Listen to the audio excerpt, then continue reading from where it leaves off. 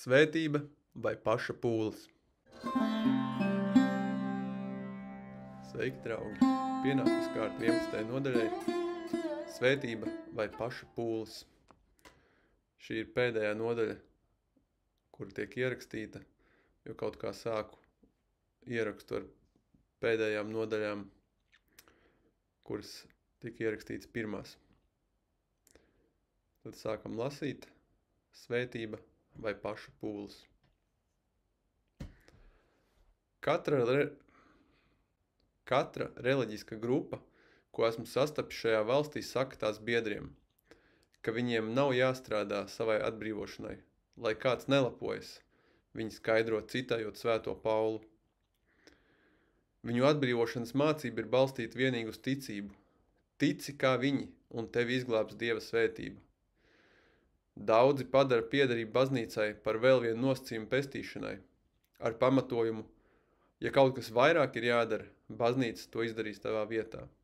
Tomēr, vai Jēzus neteica saviem sekotājiem, kādēļ sauciet mani kungs, kungs, un nedariet lietas, ko saku?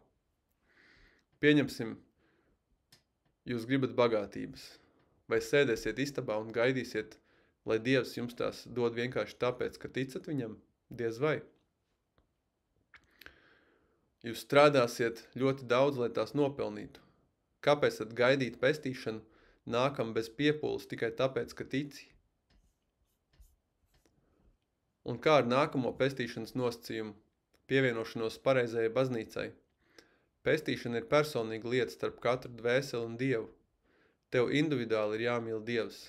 Baznīcas biedrība var būt noderīga, ja tā veicina iekšējās attiecības ar viņu, bet ārēja biedrība nav garantija iekšējām attiecībām un noteikti tās neaizvieto. Ja kāds tev saka, ka piederība baznīcai dos tev Dievu, pajautā viņam, vai viņa baznīca var ēst arī tavā vietā? Ja tā nevar piepildīt tavu ķermeni bez piepūles no tevis paša, lai apēstu ēdienu, kāpēc tev pieņemt, ka tā piepildīs tavu dvēseli bez garīgas piepūles no tavas puses? Pestīšana nozīmē brīvību no ego ierobežojuma, kas dvēselē tiek radīts caur pieķeršanos ķermeņa apziņai. Pestīšana var nākt tikai caur lielu personīgu piepūli.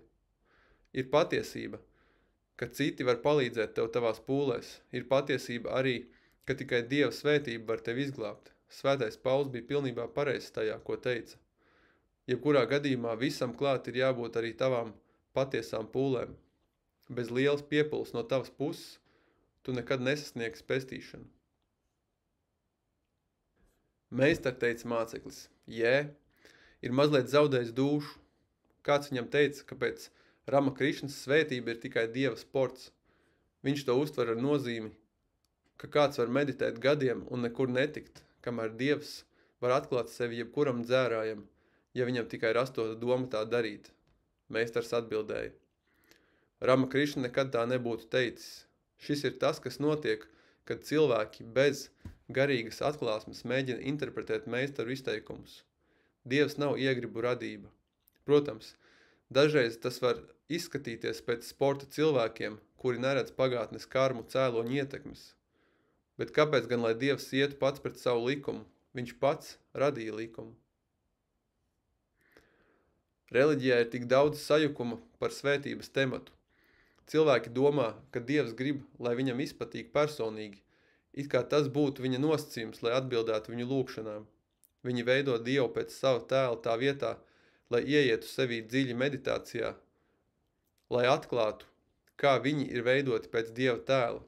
Dievam nevajag izpatikšanu. Viņa svētība nav balstīta uz personīgu patiku vai nepatiku. Ir patiesība, ka viņš atbild uz pielūdzēju mīlestību, bet arī šai mīlestībai ir jābūt bezpersoniskai. Tai jābūt brīvai no ego motivācijas.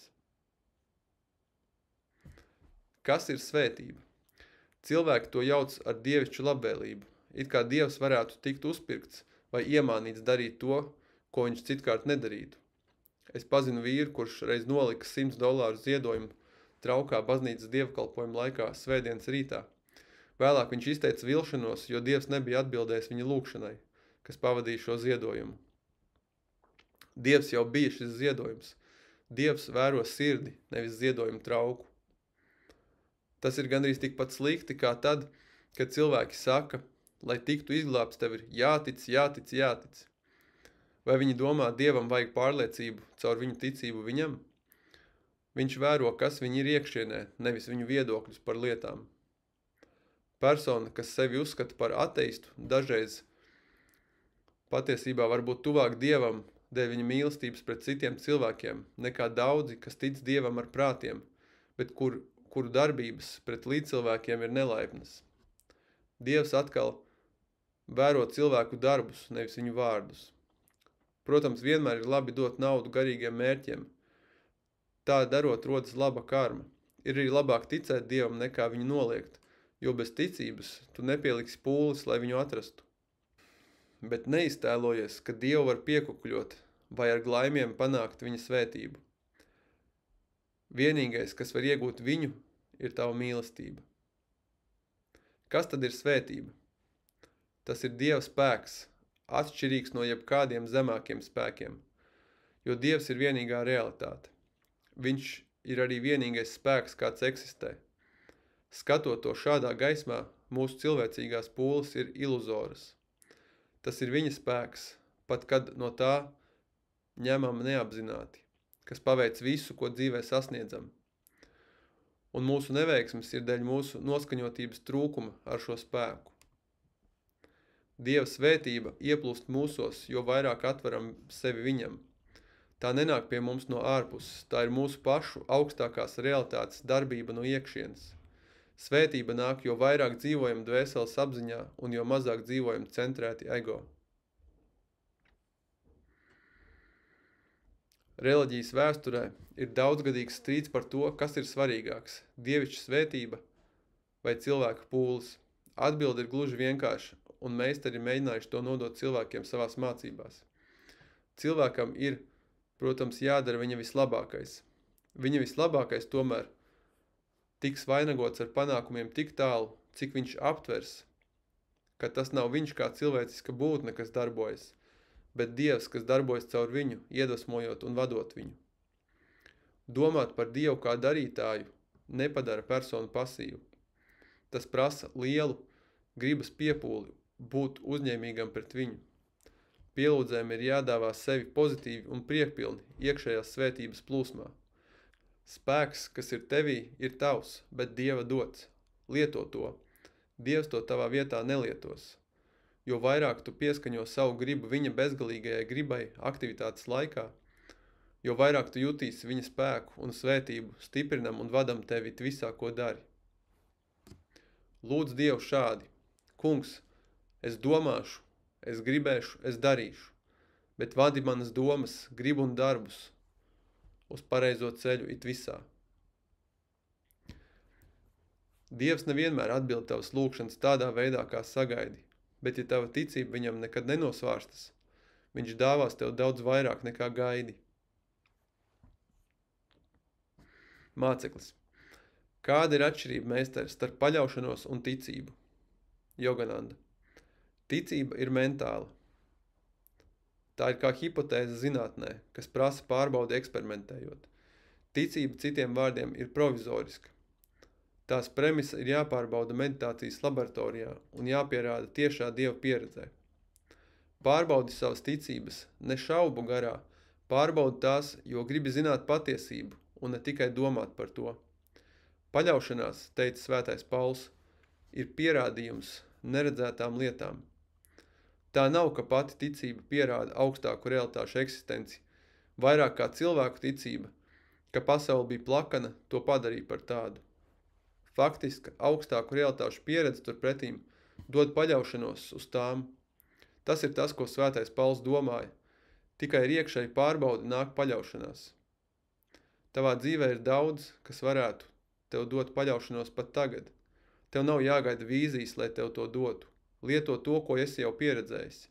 Neturi savu reliģiju tikai mentālā līmenī. Vai kādreiz esi jutis Dieva mieru meditācijā? Vai esi jutis viņa mīlestību pieskaramies tavai sirdī? Vai šie jau nav kaut kas reāls un nozīmīgs tev? Pieķeries tiem, padari pieredzi par savas paļaušanās pamatu. Kā teica Jēzus, mēs runājam to, ko zinām. Būvē uz tā, ko jau zini. Kā Jēzus arī teica, kam ir, tam tiks dots, un tam būs vairāk pārpilnībā. Svami Šankaracharja, Dižens senās Indijas meistars, bija pretējā krastā upei, kur stāvēja tuvs māceklis. Ar mierīgu smaidu viņš sauca savu mācekli: nāc šurp! Nevilcinoties, jaunais vīrs kāpa uz ūdens un skat, lotosa lapa pacēlās un atbalstīja viņu pēdu. Ar katru soli cita lapa parādījās, līdz viņš bija šķērsojis upi, kur viņš nometās pie meistara kājām. No tās dienas viņš kļuva zināms par kā Padmapada, lotosa pēdas. Padmapadam nebija nekādas pieredzes par sava guru spēju radīt lotosa lapas, lai atbalstītu cilvēku pēdas. Tomēr viņš bija pieredzējis sava guru spēju citos veidos. Tādēļ viņš smēlās šajā pieredzē, tā vietā, lai bloķētu to no savas dzīves ar racionālām šaubām un mentālām atrunām. Paļaušanās nozīmē paplašināt savu intuitīvo, iekšējās dieva klātbūtnes apzinātību un nepaļauties uz spriešanu kā galveno saprašanas līdzekli. Divām dāmām, ko pazinu, bija ieradums atstāt savu auto neaizslēgtu, kad to atstāja stāvlaukumā. Es reiz viņām teicu, jums vajadzētu būt piesardzīgām un slēgt savu auto. Kas tev vainas, viņas atsauca. Kur ir tava paļaušanās dievam? Man ir paļaušanās, es atbildēju, bet tā nav paļaušanās, ko pārbaudat, tā ir vieglprātība. Kāpēc, lai Dievs jūs sargātu, kad nedarat neko, lai sevi pasargātu? Ak, Dievs mūs pieskata, viņas man apgalvoja. Nekas netiks nozagts. Tā viņas turpināja atstāt savu auto it kā pusi aizslēgtu, bet pa pusē atvērtu. Vienu dienu viņām bija vairāki tūkstoši vērtu obligāciju un citi reti īpašumi viņu mašīnā. Viņas aizgāja atstāt visu viņu slavētās paļaušanās uzraudzībā. Viņu probūtas laikā zagļi atnāca un visu nozaga, izņemot vienu mazu lietiņu, ko kaut kā nebija pamanījuši.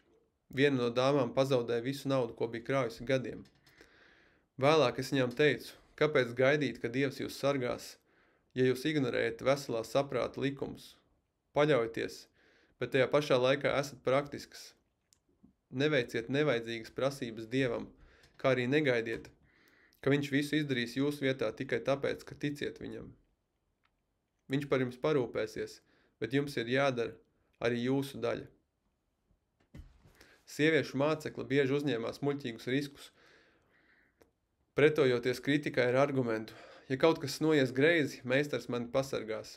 Kādu dienu šis pieņēmums tika noziņots Paramhansam Yoganandam. Pārsteidzoši viņš izsaucās: ļaujiet viņai nobraukt ar auto no klints un redzēt, vai pats Dievs viņu pasargās no viņas muļķības sakām. Mums ir jāizmanto veselais saprāts un nav jābūt pārmērīgiem savās prasībās Dievam. Dieva valstībā, viņš papildināja, nav vietas pieņēmumiem. Paļaušanās ir jākultivē, to nevar panākt tikai ar labticīgu domāšanu. Vai metīsies no kalna virsotnes afirmējot: Dievs mani pasargās, tikai paskaties, vai viņš to izdarīs. Viņš sagaida, ka izmantos veselo saprātu, ko viņš tev ir devis.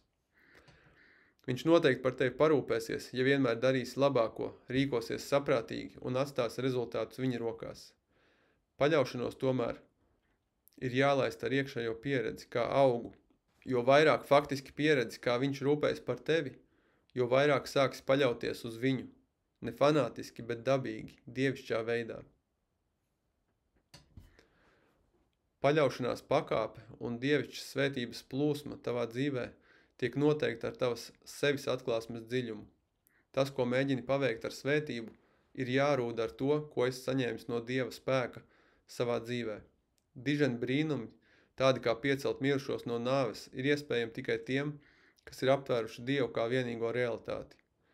Tādiem brīnumiem mentāla afirmācija, pat ja tā tiek veikta ļoti spēcīgi, nav pietiekama.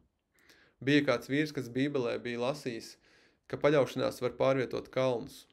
Svēto rakstu mācību viņu iespaidoja galvenokārt, jo ārpus viņa guļamistabas loga bija kalns, kas aizklāja skatu uz skaistu ezeru. Kādu vakaru viņš nolēma pārbaudīt svētos rakstus. Piepildīts ar nepārbaudītu paļaušanos, viņš nopietni lūdzās: Tēvu aizvākt to kalnu un iemest to jūrā. Kad viņš gāja gulēt, viņš nepacietīgi gaidīja savu lūgšanos rezultātus. Pamostoties nākamajā rītā, viņš steidzās pie loga un skatījās pa to. Kalns nebija pakustējies ne pa centimetru. Es zināju, ka tu joprojām tur būsi, viņš izsaucās. Tāda ir paļaušanās, ka tā ir tikai afirmācija. Uz zemes atrodas daudz akmeņu, bet tikai daži no tiem ir dimanti. Garīgas patiesības līdzīgi nav viegli atrast cilvēku viedokļu sajukumu vidū. Dievišķa svētība ir kā visvērtīgākais no tiem retajiem dimantiem. Tas ir tur, lai to atrastu visi centīgie meklētāji. Bet, lai to atrastu, ir jādara vairāk nekā jāizšķirsta dažas grāmatas vai jāapmeklē dažas lekcijas. Svētību nevar atrast tur, kur cilvēki tikai tic, ka tai jābūt. Tā ir jāmeklē pareizajā veidā, pareizajā vietā un ar pareizo garu. Pareizais gars ir beznosacījuma mīlestība pret Dievu. Pareizā vieta ir tevī iekšā. Pareizais veids ir dziļas meditācijas klusumā. Lai atrastu Dievu, tev ir jānoskaņojas uz viņa ceļiem.